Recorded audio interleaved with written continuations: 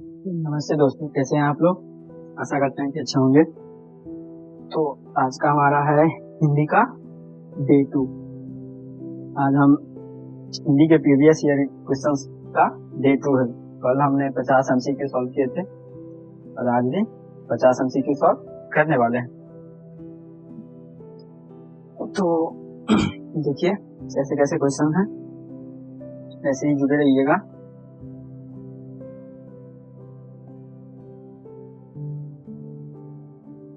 तो आज हमारा डे 2 कंप्लीट होने के बाद हम लोग साइंस की ओर बढ़ेंगे। पहले 50 MCQ सॉल्व करेंगे क्योंकि आप भी नए हैं और हम भी, तो इसलिए पहले 50 MCQ सॉल्व करेंगे। उसके बाद पहले 50 करके पूरा सब्जेक्ट कवर करने के बाद उसके बाद पहले 100 करेंगे। उसके बाद देखते हैं क्या करना है। तो अभी ऑन टारगेट हो जाना, टारगेट को कर लो ऑन और चलिए शुरू करते हैं। आज का क्वेश्चन होगा हिंदी का, तो निकालते हैं आज का हिंदी का क्वेश्चन। तो यहाँ तक में पहला क्वेश्चन आ गया है और पहला क्वेश्चन कह रहा है कि मेधावी शब्द का विलोम कौन सा है। कि ऑप्शन में मेधावी शब्द जो मतलब मेधावी शब्द है, इसमें से कौन सा विलोम है इन ऑप्शन में से। तो मेधावी का विलोम का क्या होगा, मूर्ख। क्या होगा, मूर्ख। Option D. कौन सा सही होगा, ऑप्शन डी सही होगा। यहाँ पे कह रहा है कि सुभाषित का अर्थ क्या है। सुभाषित का अर्थ क्या है। सुभाषित का क्या अर्थ है, अच्छा वचन, यानी कि अच्छी बातें। सुभाषित का क्या अर्थ है, अच्छा वचन या अच्छी बातें। कह रहा है कि नव विवाहिता में कौन सा समास है।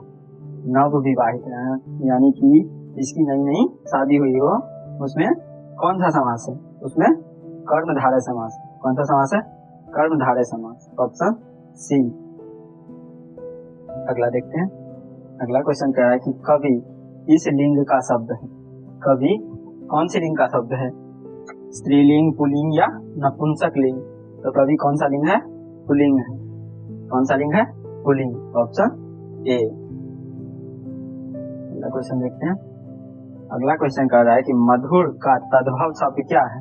मधुर का तद्भव शब्द क्या है। मधुर का तद्भव शब्द है मीठा, स्वीट। क्या है, मीठा। Option A. अगला क्वेश्चन कह रहा है कि आत्मनिर्भर में कौन सा समास है। आत्मनिर्भर में कौन सा समास है। तो आत्मनिर्भर में तत्पुरुष समास है। कौन सा समास है, तत्पुरुष समास है। आत्मनिर्भर में कौन सा समास है, तत्पुरुष समास है। 7वां नंबर क्वेश्चन देखिए। 7वां कह रहा है कि विद्यालय में कौन सी संधि है। विद्यालय शब्द में कौन सी संधि है। विद्यालय शब्द में गुण संधि है, क्योंकि विद्यालय में हमें गुण मिलता है या फिर ज्ञान मिलता है। तो विद्यालय में कौन सी संधि है, गुण संधि। अगला सवाल देखिए। कह रहा है कि पुत्री का पर्यायवाची क्या है। पुत्री का पर्यायवाची शब्द क्या है। पुत्री का पर्यायवाची शब्द है सुता।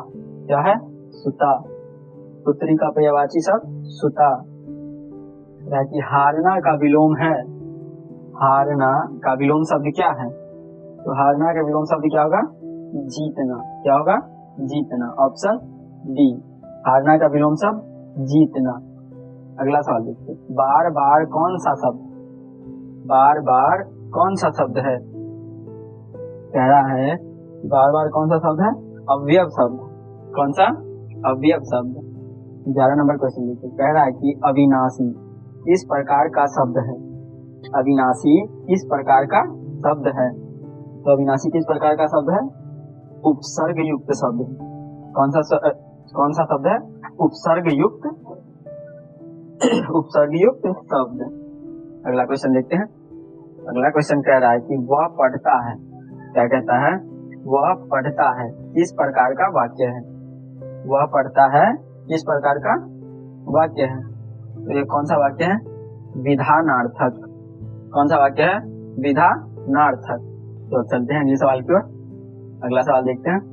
अगला सवाल कह रहा है जिसके हाथ में लेखनी हो। क्या हो, जिसके हाथ में लेखनी हो का एक शब्द क्या है। कह रहा है कि जिसके हाथ में लेखनी हो यानी कि कलम। जिसके हाथ में लेखनी हो उसे उसका एक शब्द क्या होगा? उसका एक शब्द होगा लेखक। क्या होगा? लेखक। जैसे कि मान लीजिए आप इसको नोट कर रहे हैं तो आप इस वक्त क्या है? लेखक हैं, क्योंकि आप कलम से इसको नोट कर रहे हैं। अगला सवाल देखते हैं। कूदना किस भाववाचक संज्ञा से बनता है? कूदना शब्द जो है कौन सी भाववाचक संज्ञा से बनता है? कौन सी भाववाचक संज्ञा से बनता है? कूद से। कौन से?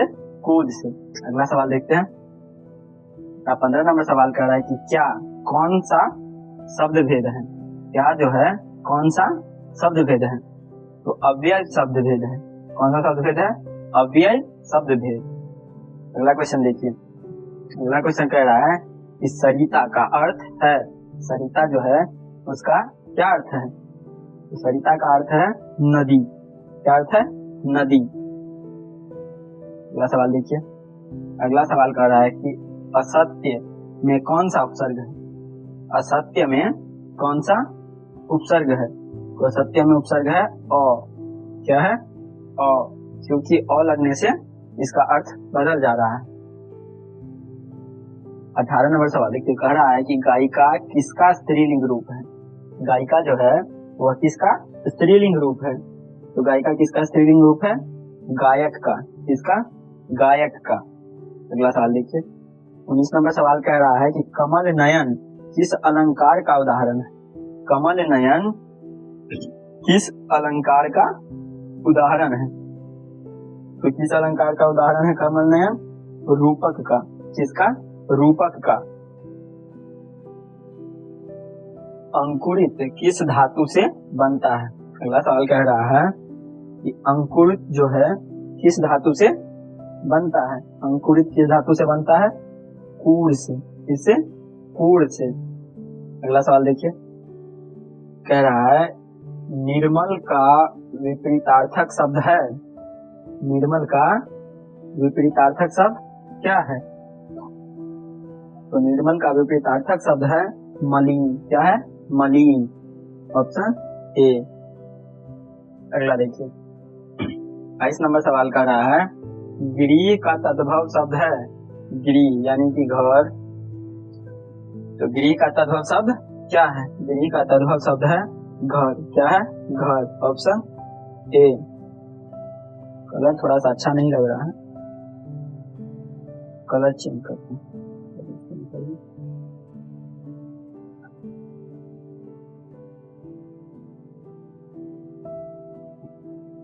अब लगभग अच्छा लग रहा है।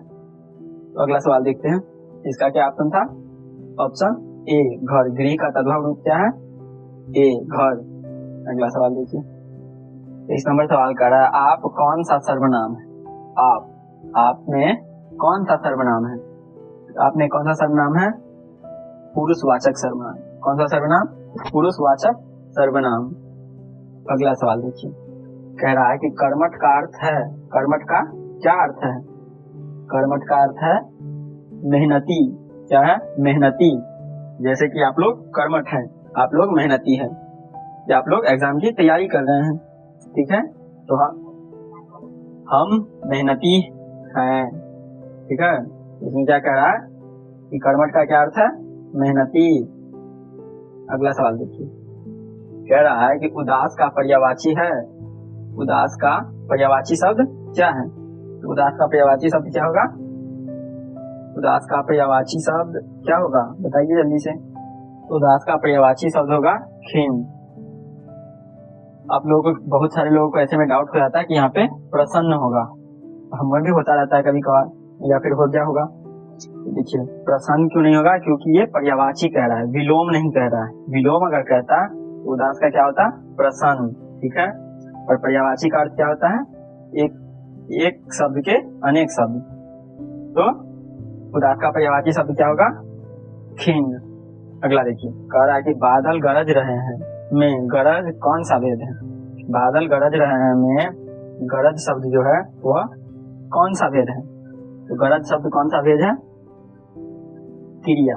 क्या है? क्रिया। बादल गरज रहे हैं, बादल अपना क्रिया यानी कि काम कर रहे हैं। बादल अपना काम कर रहे हैं गरज करके। ठीक है, अगला सवाल देखिए। अगला सवाल कह रहा है कठिन का स्त्रीलिंग रूप क्या है? कठिन का स्त्रीलिंग रूप क्या है? तो कठिन का स्त्रीलिंग रूप है कठिनाई। क्या है? कठिनाई। जैसे हम लोग अभी कठिनाई का सामना कर रहे हैं, कठिनाई का सामना कर रहे हैं। एग्जाम निकालना कठिनाई का सामना करना ही होता है, तो हम लोग अभी क्या कर रहे हैं? कठिनाई का सामना कर रहे हैं। अगला सवाल देखिए, अगला सवाल कह रहा है कि मित्र का बहुवचन क्या होगा? मित्र का बहुवचन क्या होगा? तो मित्र का बहुवचन होगा मित्रगण। मित्रगण यानी कि बहुत सारे दोस्त। आज तो सबके बहुत सारे दोस्त हैं, ऑनलाइन ऑफलाइन सभी में। तो आपके कितने दोस्त हैं? 29 नंबर सवाल कह रहा है कि हृदय का तद्भव है। हृदय का तद्भव क्या है? हृदय का तद्भव रूप क्या है? ही है। क्या है? ही। हृदय का तद्भव रूप क्या है? ही। अगला सवाल देखते हैं। इसी के साथ हम लोग 30 नंबर सवाल तक कर लेने वाले हैं आज। 30 तो हो गया अभी तक, थोड़ा सा ही सवाल अब रह गया है। कह रहा है कि नारी शक्ति कौन सा समास है? नारी शक्ति कौन सा समास है? तो नारी शक्ति है कर्मधारय समास। कौन सा समास? कर्मधारय समास। ऑप्शन बी सही होगा यहाँ पे आपका। अगला क्वेश्चन देखिए, कह रहा है कि अतिशयोक्ति किस वाक्य में होती है? अतिशयोक्ति किस वाक्य में होती है? यह होती है वह आकाश छू रहा था। किस वाक्य में होती है? वह आकाश छू रहा था। इसमें क्या होती है? अतिशयोक्ति होती है। ठीक है। अगला सवाल देखिए, कह रहा है कि एक का बहुवचन क्या होगा? एक का बहुवचन क्या होगा? एक का बहुवचन होगा एक एक। जैसे कि वह एक आम लाया, और इसका बहुवचन होगा कि वह एक एक कर आम लाया। आम लाया। ठीक है, इसका आंसर क्या होगा? एक एक। अगला सवाल देखिए, कह रहा है कि आनंद का भाववाचक संज्ञा रूप है। आनंद का भाववाचक संज्ञा रूप क्या है? आनंद का भाववाचक संज्ञा रूप है आनंद। क्या है? आनंद। अगला सवाल देखिए, अगला सवाल कह रहा है नए नए किस प्रकार का शब्द? नए नए किस प्रकार का शब्द है? नए नए किस प्रकार का शब्द है? द्विरूपी शब्द है। कौन सा शब्द है? द्विरूपी प्रकार का शब्द है।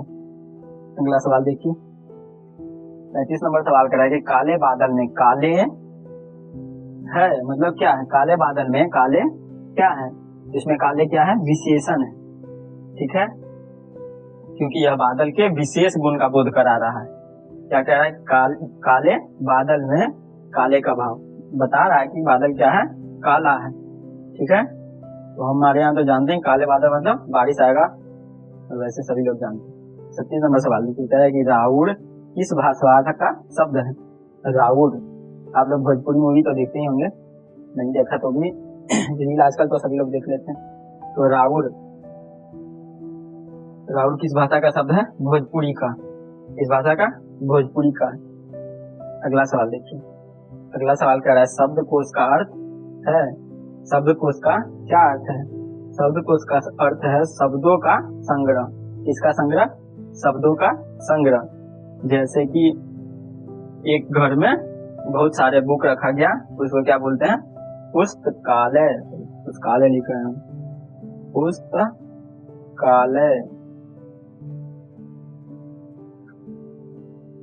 अगला क्वेश्चन देखिए, अगला क्वेश्चन कह रहा है कि देवालय का संधि विच्छेद है। देवालय का संधि विच्छेद क्या है? देवालय का संधि विच्छेद है देवजोड़ आलय। देवजोड़ आलय। 39 नंबर सवाल लिखिए, कह रहा है कि न्यायालय किसका उदाहरण है? न्यायालय जो है किसका उदाहरण है? इसका होगा समास का उदाहरण है। इसका समास का उदाहरण है। क्या? न्यायालय समास का उदाहरण है। देखिए 40 नंबर देखिए, कह रहा है कि जग प्रसिद्ध का अर्थ है। जग प्रसिद्ध जो शब्द है उसका क्या अर्थ है? जग प्रसिद्ध का अर्थ है सर्वत्र प्रसिद्ध। कहाँ प्रसिद्ध? सर्वत्र, यानी कि सभी जगह प्रसिद्ध, सभी जगह प्रसिद्ध। जैसे कि विराट कोहली, धोनी, यह सब प्रसिद्ध खिलाड़ी हैं, इनको सभी लोग जानते हैं। ठीक है। सुगम का विलोम होगा, सुगम का विलोम क्या होगा? सुगम शब्द का विलोम होगा दुर्गम। क्या होगा? दुर्गम। चलिए अगला सवाल देखते हैं। अगला सवाल कह रहा है कि पुष्प का तद्भव शब्द है, पुष्प का तद्भव शब्द क्या होगा? तो पुष्प का तद्भव शब्द होगा फूल। क्या होगा? फूल। फूल क्या है? पुष्प का तद्भव शब्द। 43 नंबर क्वेश्चन देखिए, कह रहा है सुदर्शन में उपसर्ग कौन सा है? सुदर्शन में उपसर्ग कौन सा है? तो सुदर्शन में कौन सा उपसर्ग है? 43 का आंसर हो जाएगा सु। क्या हो जाएगा? सु। सुदर्शन में सु उपसर्ग है। ठीक है। अगला सवाल देखिए, धीरे कौन सा शब्द है? धीरे जो है कौन सा शब्द है? तो धीरे शब्द है क्रिया विशेषण। क्या है? क्रिया विशेषण। ठीक है। अगला सवाल देखिए, कह रहा है बलवान किस धातु से बना है? बलवान किस धातु से बना है? तो बलवान वाला है बल जोड़ वान से। इसे बल जोड़ वान, इसमें ऑप्शन सी सही होगा। ठीक है। अगला सवाल देखिए, कह रहा है कि अस्पताल किस भाषा से आया है? अस्पताल जो है वह कौन सी भाषा से आया है? वह आया है अंग्रेजी से। कहाँ? अंग्रेजी से। ठीक है। अगला सवाल देखिए, अगला सवाल कह रहा है कि नीलकंठ किसका नाम है? नीलकंठ किसका नाम है? हमारे सनातन धर्म के जितने भी बच्चे हैं सबको पता है कि नीलकंठ मतलब शिव जी। क्या? शिव जी। यहाँ पे ऑप्शन ए सही होगा, शिव जी। ठीक है। 48 नंबर क्वेश्चन देखिए, कह रहा है तत्पुरुष समास का उदाहरण कौन सा है? तत्पुरुष समास का उदाहरण कौन सा है? तो तत्पुरुष समास का उदाहरण है देवस्थान। क्या है? देवस्थान। अगला सवाल देखिए, अगला सवाल कह रहा है कि 49 नंबर सवाल कह रहा है सर्वत्र का अर्थ क्या है? सर्वत्र शब्द का क्या अर्थ है? तो सर्वत्र शब्द का अर्थ है सब जगह। इस चीज का सब जगह, जैसे शिवजी सब जगह में है। ठीक है। अगला सवाल देखिए, कह रहा है कि अधर्म का अर्थ है, अधर्म का क्या अर्थ है? अधर्म का अर्थ है पाप। क्या अर्थ है? पाप। अधर्म का क्या अर्थ है? पाप। इसी के साथ हमने 50 MCQ सॉल्व कर लिया आज हिंदी के। तो अब हमारा Day 2 कंप्लीट हो गया। अब अगर आपको इनमें से बहुत सारे व्याकरण जैसे कि समास, अलंकार ये सब समझ में ना आए तो आप कमेंट कर सकते हैं, तो हम फिर एक वीडियो बनाएंगे जिसमें व्याकरण का एक शॉर्ट नोट होगा और उस पर बताया जाएगा कि कैसे कैसे अलंकार और उसके उदाहरण के साथ समझाएंगे। तो ऐसी वीडियोस के लिए कमेंट करें। और अगला जो हमारा वीडियो बनेगा MCQ का, वो बनेगा साइंस का। इस चीज का? साइंस का, जिसमें हम 50 MCQ सॉल्व करेंगे फिर से। और उसका भी एक Day 1 होगा, Day 1 होगा और Day 2 होगा। ठीक है। तो Day 1 Day 2 उसका भी होगा, और उस Day 1 और Day 2 में हम लोग फिर से सवाल को कवर करेंगे। उसके बाद फिर से आगे बढ़ेंगे और अगला क्वेश्चन कंप्लीट करेंगे। और साइंस के बाद हो सकता है कि हम लोग 100 सवाल कंप्लीट करें, या फिर पहले मैथ में कंप्लीट करें। तो पहले हो सकता है कि हमें मैथ अगली वीडियो में यह जानकारी ही प्राप्त हो जाएगी। चलिए नेक्स्ट वीडियो में मिलते हैं। अगर वीडियो अच्छा लगा हो तो लाइक और सब्सक्राइब जरूर करें, और दोस्तों के साथ पढ़ें, क्योंकि दोस्तों के साथ पढ़ने से याद शक्ति तेज होती है और मित्रता में गहराई बनी रहती है।